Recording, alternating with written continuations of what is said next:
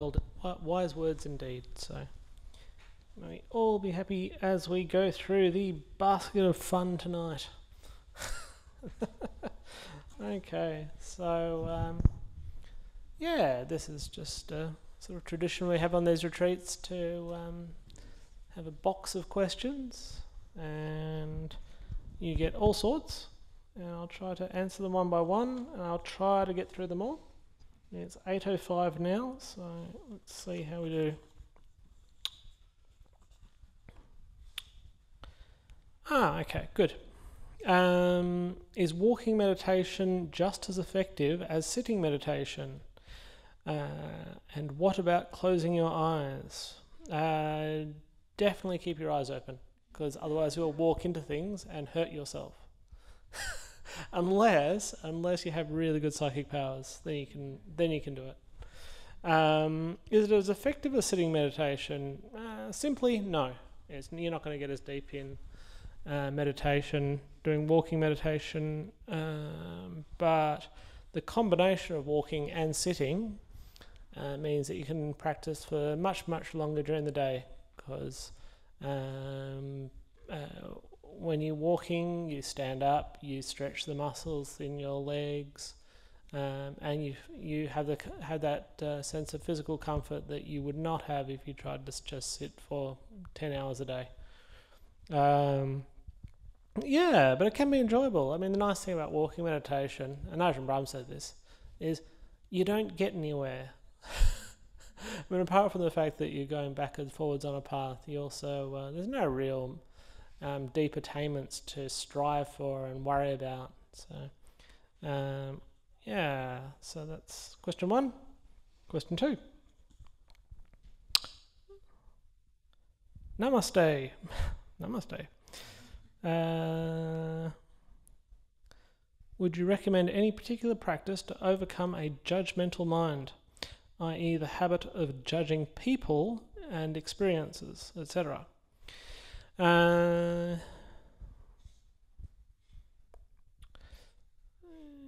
say contentment. Contentment is really just such a nice feeling to have. If you value your contentment, you will not judge.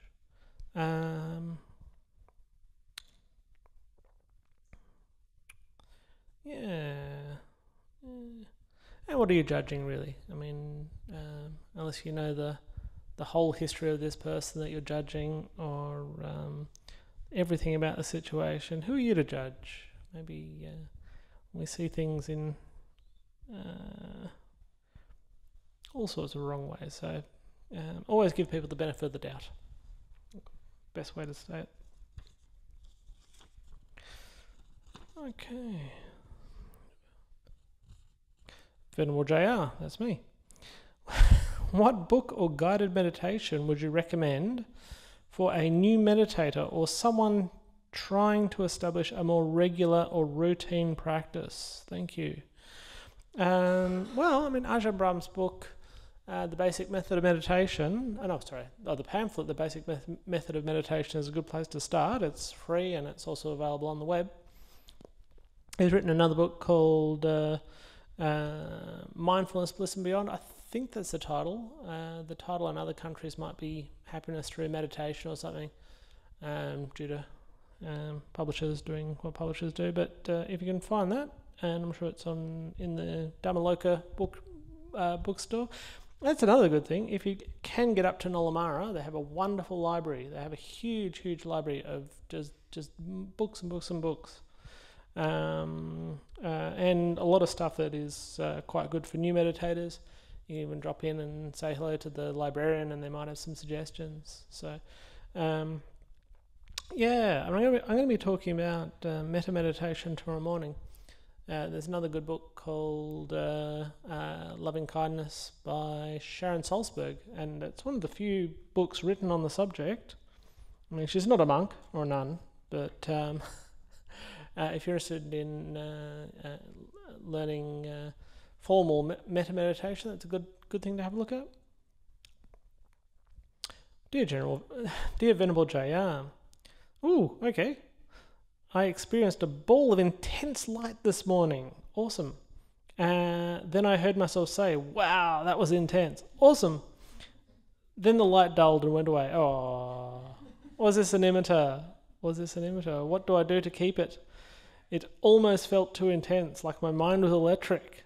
Well, I'm no one to judge your own mind, but it sounds like it was a really interesting experience. And that's the sort of thing that can actually happen on retreats. Someone who's a very novice meditator might actually just spontaneously have a nice deep meditation. I can't say for sure whether that was a true nimitta or not, but it certainly sounds like it was accompanied by a lot of joy and happiness, and that's always a sign that you're going in the right direction. And and also, what does it say? What do I do to keep it? Well, I'm no expert on this sort of thing, but I know what Ajahn Brahm would say. He'd say, you don't do anything. If you do anything at this stage of the meditation, you'll go back to square one. But that's okay. It's nice to fluke these things, and gives us a bit of encouragement. And it's always interesting. I spoke to a few people this afternoon who had some very strange and interesting experiences, like tingling sensations. They're all recognisable as stages of meditation. So I love those experiences. I'd like to hear about more of them. Dear Venerable JR, sometimes when I meditate, my nasal passages get very sensitive and I smell a strange smell. Is this normal? I think the lunch smelled right today, so it couldn't have been that. I don't think the Biomax is backed up yet, so it's not that. I guess it's possible you could have an olfactory hallucination. I suppose that's possible. I've never heard of it happening to meditators before, but strange things can happen. Okay. Ploughing through them, but they're still. How deep does this go? Are these all note? No, they're blank pieces of paper, so I don't have to rush too fast. We're doing quite well. Good question. What is the story behind the teddy bears in the hall? They are our how should I say it? They are our equipment for the metta meditation that we're going to be doing. Okay, so these bears, they look innocuous, but they can inspire great amounts of metta if used properly. And I'll mention that. I'll talk more on that tomorrow. You laugh, but it's true. You'll be full of metta. Thank you, JR. Thank you. What do you do when fear and strong emotions arise in our practice? Do we kindly as possible welcome them with mindful awareness? Yes, you do. Fear and strong emotions. Yeah, it's interesting. I was reading a sutta today, or maybe yesterday. It was called Fear and Dread. It's from the Majjhima Nikaya, and it talks about what happens when monks go out and live in the middle of the forest in really deep jungle. Not like this, not like a hall out in the forest, which is quite comfortable. But perhaps compared to home, it's a little bit more foresty. But and he said that for meditators without a strong foundation will come across these things when they start to do. Perhaps you could relate it to the more intense meditation that you've been doing over the last couple of days. So I know a lot of you really you've come here with just a practice of a few minutes a day, that sort of thing. So it's not uncommon when you start to come along to I wouldn't call this intensive, but relatively intensive meditation retreat. Things can arise in the mind. I don't know exactly what sort of fear you have, whether it's in terms of strong emotions. Yeah. These things can come up. They can be unexpected, and I suppose the main thing is to just not to worry too much. To be kind to yourself. Yeah. Go and maybe stand up and go outside and just enjoy a bit of sunlight for a while. Just have a glass of water or a cup of tea, that sort of thing. So, we don't have to sort of force our way through it. Okay. Hope that helps.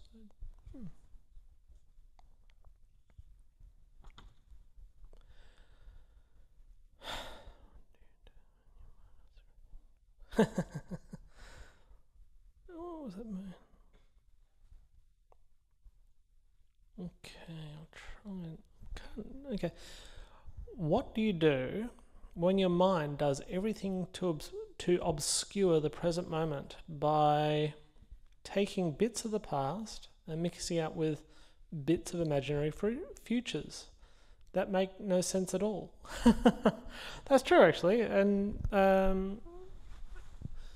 right, so this whole process of thinking and past and future, what will often happen is something that happened in the past will come to mind, and we'll take it up and decide that it's something that we have to deal with in the future. And it often goes this way. So it runs. The mind runs in this direction from past to future. So it's not always just thinking about a certain memory or thinking about a certain thing that could happen. It's this process of the mind just agitating itself over back and forth across the past and the future.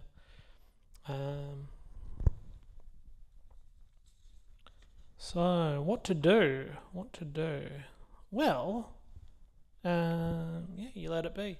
You let these things be. They come, they go. We talked about this morning about the 2 big bags of luggage, the past and the future.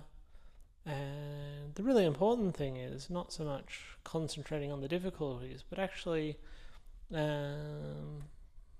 perceiving that there is actually another way. There is another way for the mind to be. It doesn't have to be caught up with the past, doesn't have to be caught up with the future. And as we practice, we'll have more and more of these moments where we're not thinking about the past and future. And we recognise the happiness there, and it grows. That's pretty much it. Yeah.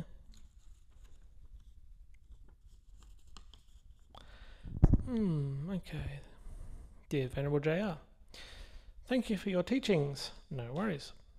Could you please share some advice about dealing with self-critical thoughts about one's practice? I am a really lousy practitioner. I should be able to let go. More on this, etc., etc. Now, that would be a hindrance. Which hindrance is it? Ill will. And is it external or internal?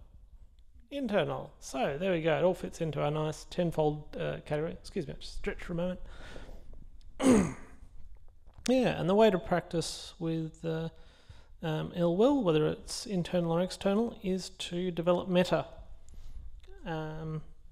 It's about as simple as that. That was the sutta I was reading today, that you let go of the critical thoughts, but especially about yourself in this particular case. You just let it go by cultivating its opposite. Having kindness to yourself and say, meditation isn't easy. I don't know if I mentioned this at the beginning of the retreat, but it needs to be. You need to remind people that it's a gradual training. It's a gradual training, and it can take a while to get to the end of the path. So be kind. Okay. Okay. Often after exercise, I feel calm, happy, and contented.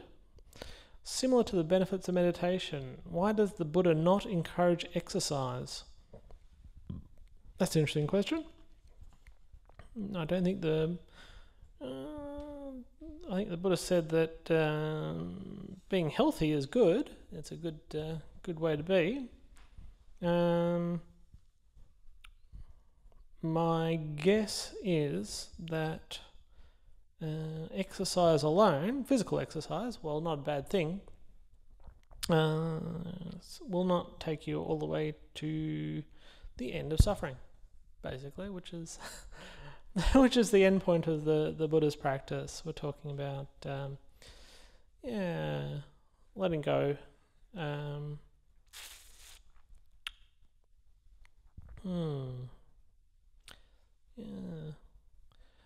mean, I'm not much of a gym junkie or anything like that, but I have to say I do enjoy the feeling once I've just done a good stretch. I usually do about half an hour of stretching each day. That can be quite pleasant as well, which is not a problem, and it also means that the body is limber and you don't feel it so much when you're meditating, so you can meditate for longer periods. So I think they're both very much complementary, good physical health. But we also have to give ourselves a break when the body isn't healthy and it aches and you've got all sorts of worries about your body. That's the time just to let it be, because it's not always under control. Okay. And I don't have too many to go. I think I've done pretty well. Maybe I've been going through too fast, but anyway, we can all go to bed early tonight, or get an extra half hour of meditation in this evening. This is a good question. How can children start learning about meditation and the Dhamma? How to teach them?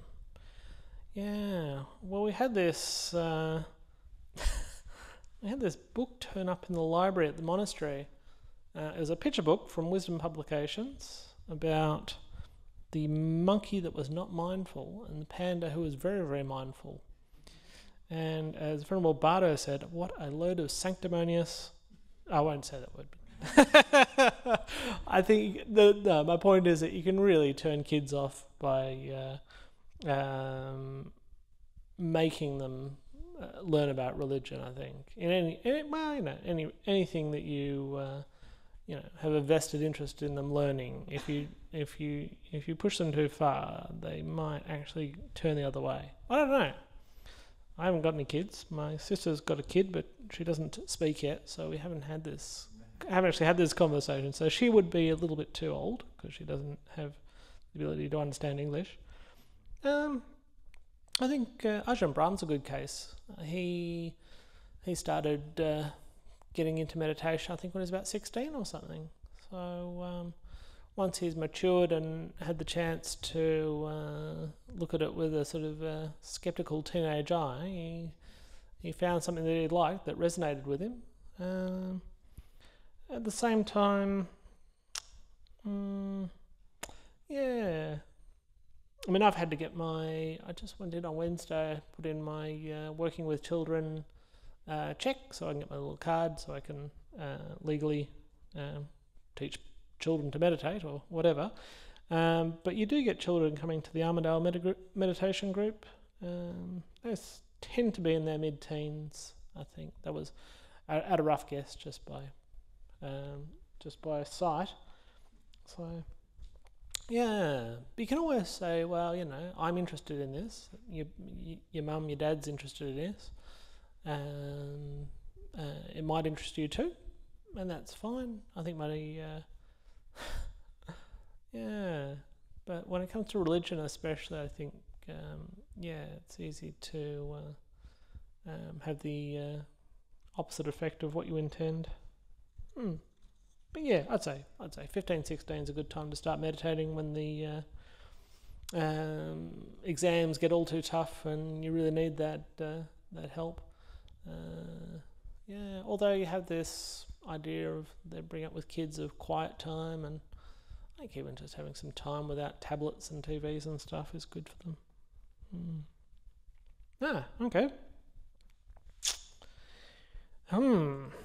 Okay. Is it possible to explain what deep meditation feels like?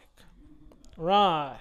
Okay. So, how do I answer this question? Someone was asking me today in the interviews, what Uttari Manusa Dharma have you attained, Jhanarato? And I had the wonderful out of saying, I'm not allowed to tell you. But Ajahn Brahm's a good person to talk to, and he says that he started out by saying this is a bliss better than sex. So we're talking about here we're talking about like the jhanas, talking about the really deep states of meditation.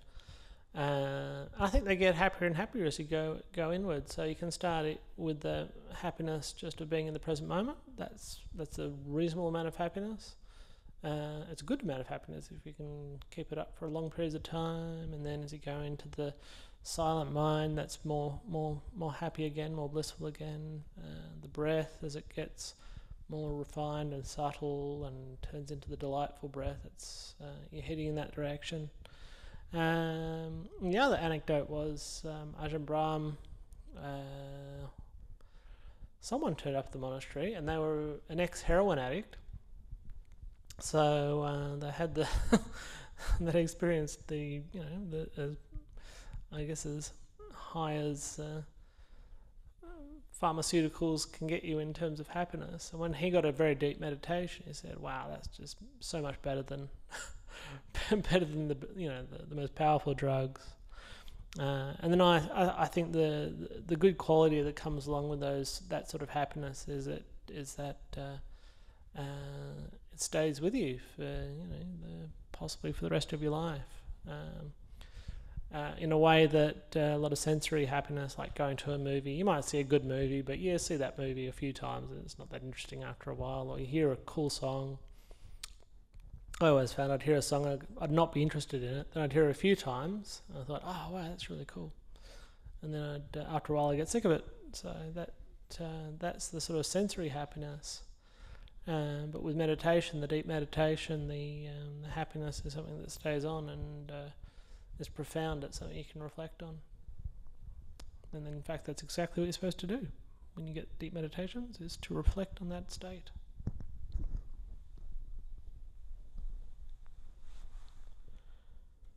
Cool. Well, we got 1, 2... Well, I've got a few more to go. And it's 8:30, which is fine. So we'll get through these tonight, which is good. Oh, right, okay. Okay. I don't know if I can answer this one. What is the latest research into the clinical benefits of meditation? Well, I could add it to my Google News feed and I'd probably know. I don't know. I haven't heard anything specific recently. There's been a bit of research into. Yeah, you hear a lot about past life memories, that sort of stuff. That comes up quite often. Children who can track down the murderers of their previous existence, which is pretty cool. So there was definitely some. I don't know about clinical benefits. There's not really clinical benefits, but yeah. I know there was a study Ajahn Brahm was talking about where they sent some people off to a spa, it's a relaxation spa, and then they gave a couple other people, told them to go off on a retreat, on a meditation retreat, and the results showed categorically that the people who went to the spa were much happier. So anyway, there's a bit more to it than that. I mean, you've noticed that throughout this retreat I've been talking very much about relaxing and letting go, and that's not always what's taught on retreats. If you try too hard, you can make yourself very unhappy. But if you relax and do it over a long period of time, not just a weekend. I'm not sure how many people would really like to be in a spa for, weeks on end. It'd get a bit boring after a while. So, yeah, clinical benefits. I don't know. If anyone has some ideas, let me know. Has anyone read anything recently? Meditation? You? Hello. Oh, mindfulness is better than chocolate. Oh, okay. Oh, cool. Okay, mindfulness is better than chocolate. Okay, so you can all get onto Amazon. If you've got Kindle, you can find out tomorrow. Hello. There was a DVD as well. It's called The Connection. So they like the meditation and the effects of it. The Connection, you called it. Yeah, It's a movie, is it? it's like a documentary. Documentary. Yeah. I guess like it's got like something called an amygdala. So when it comes to like mental health, meditation's been shown to like shrink the amygdala, which is part of the Oh, brain. shrink the amygdala. Yes, because the amygdala is the fight or flight part of the brain. Yeah, like The can secrete toxins too. Yeah, Makes it sure. active. Yeah, cool. So yeah. Okay, that's interesting. Yeah. Um, yeah. And it's used in prisons as well as that. Another DVD that came around was the Dharma Brothers. So they were practicing, I think, Vipassana sort of Goenka style meditation in the prisons and how that all worked out for them. And yeah, so I think it helps in a remarkable number of situations. Not everywhere, but yeah. Okay, good.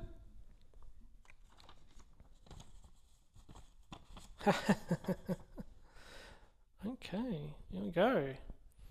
I see a bright green colour when I have a deep meditation. How do I interpret this? Okay. Well, you can interpret it as being really cool because we all like having nimittas and stuff. And yeah, Ajahn Brahm's. Yeah, if it's a real nimitta, and it could well be, Ajahn Brahm would probably say that so from the basic method of meditation, which is where I draw a lot of my information from, he'd say that it doesn't actually matter what it really is, whether it's a golden light or whether it's a sort of blue pearl or anything like that. That's not so much important. The important part is that it's very bright. It's accompanied by a lot of joy, a lot of bliss, and if it stays around for a long period of time, that bliss is only going to grow. The actual color and that sort of thing, as far as I know, is not that important. The brightness and the stability of it as well, the stillness, are probably the most important factors. If they're very, very still, it's possible to go deeper.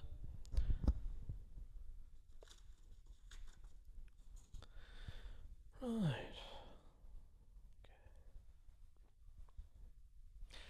How can I introduce more compassion for others, compassion for self, into my life and practice?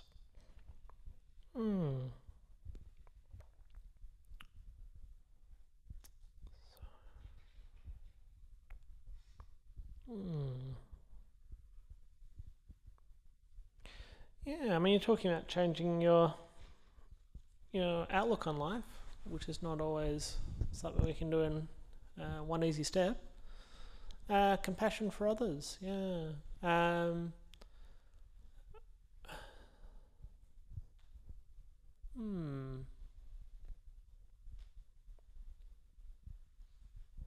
Yeah, just having that sense of forgiveness.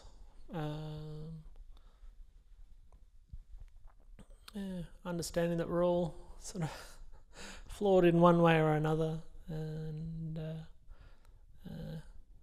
we don't have to let people walk all over us, but at the same time, often it's just as easy to offer forgiveness when someone trespasses and makes us unhappy.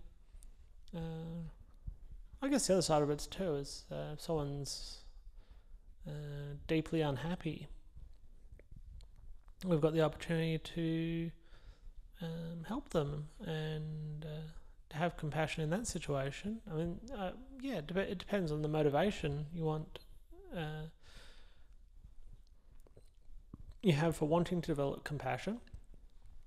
We can forgive our enemies and that sort of thing, but also there's a lot of people who are just stuck in bad places. I mean, samsara's full of them. I think possibly just seeing the universality of suffering in the world. When you see that everyone suffers, we just say, oh, so to them like myself. In practical terms, you can practice metta meditation. There's, I'll talk about that a bit more tomorrow, but there's, it's interesting. I know some teachers tend to focus more on the loving kindness side of things in comparison to compassion. They're two slightly different things in the Buddha's teachings, the karuna and the metta. Sometimes the compassion can turn into a kind of pity, which might not be so helpful. It's usually a lot easier to just wish someone well, may they be happy, rather than say, well, may they be fixed. They've got some sort of problem with them, and you want that to go away. I think, simply just to wish people well, because it's the right thing to do. It makes them happy and makes you happy. Yeah. Okay. Okay. 2 more messages. 2 more notes. Okay. Okay, so I am having difficulty forgiving someone who has let me down and I have lost trust in. I know it is good for me to forgive, but I can't seem to do it. Help! Right, yeah. Well, there's a bit of a theme here, I think. Sorry. We're talking about just having ill will to other people. In this case, specifically to other people. So that sort of external ill will. And I've said over and over again, metta, but what else can you say in terms of letting go of ill will? I'm trying to...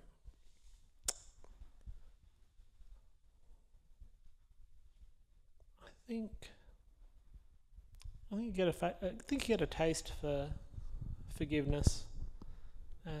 Once you've done it a few times, you can. It becomes a bit of a habit, and when someone upsets you, you just almost instantly forgive them. That's pretty much my practice in living in a community, a small community. Well, quite a large number of monks, but a small place, and we're sort of in each other's hair all of the time, and there are arguments from time to time, and people say and do the wrong things and upset people, and it just becomes easier every time. You just think, why would I waste time on these feelings of ill will when they're not of any benefit to me, they're not of any benefit to the other person, and instead you let it go, and what tends to happen is you get more harmony in the community, and harmony takes work. I think that's something that people might forget sometimes, is that we all want a harmonious world where everyone gets along, but it takes effort, and the effort is often just the effort to forgive. So it's not always easy, but if you make a habit of it, it becomes easier. So it's probably the best I can suggest for those sorts of problems. But of course, in the meditation as well, learning to let go of the past. Every moment's a new moment. and the future is made in the present moment.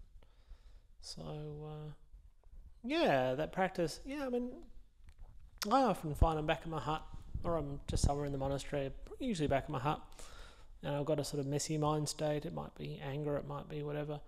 And I always know that if I want to improve my mind state, I should meditate.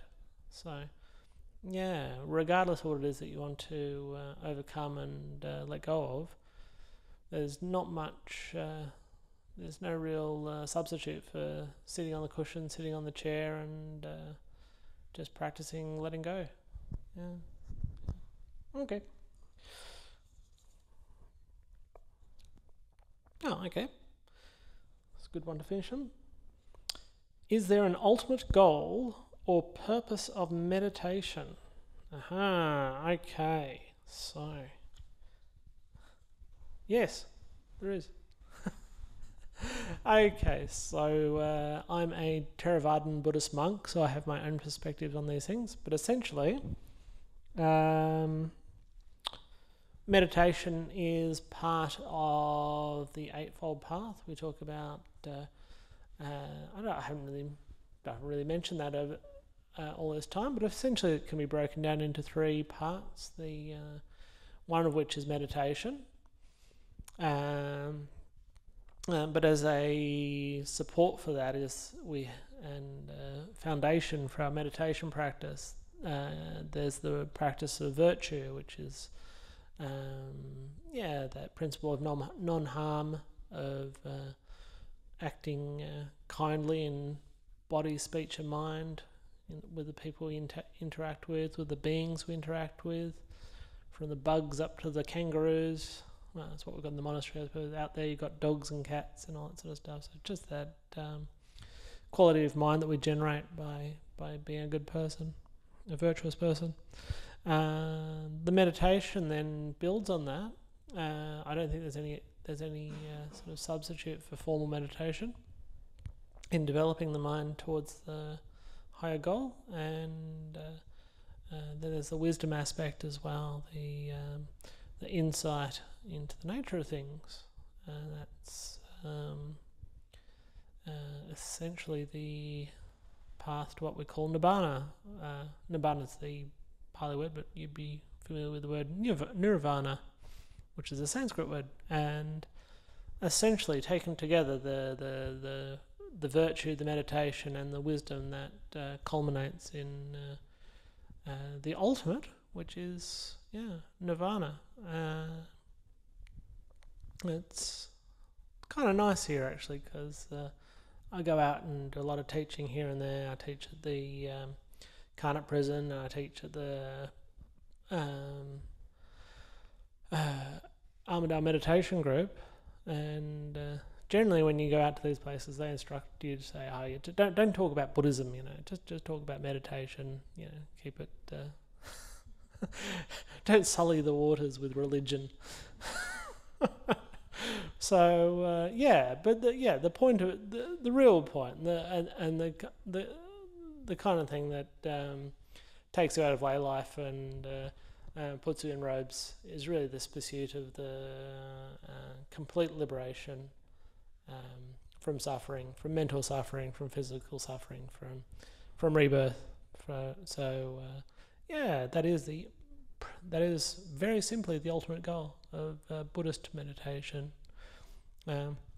That's not to say that you don't benefit from meditation even if you're not a Buddhist and you don't really conceive of such stuff as rebirth and nirvana. That's fine. There's a lot of people out there that will teach you mindfulness-based stress reduction and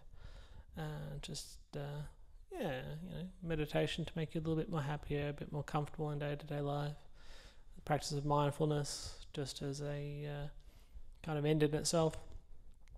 But yeah, for me personally, the reason I'm in robes, the reason I'm out here as a monk, is the pursuit of that ultimate goal, however far off it might be. So, there you go. I think that's all the questions, and it's 8:45. We've done well. Yeah. So, would anyone else like to ask any other questions? Got a few minutes, or you can just sit and have a very nice meditation this fine evening. Yeah. Okay.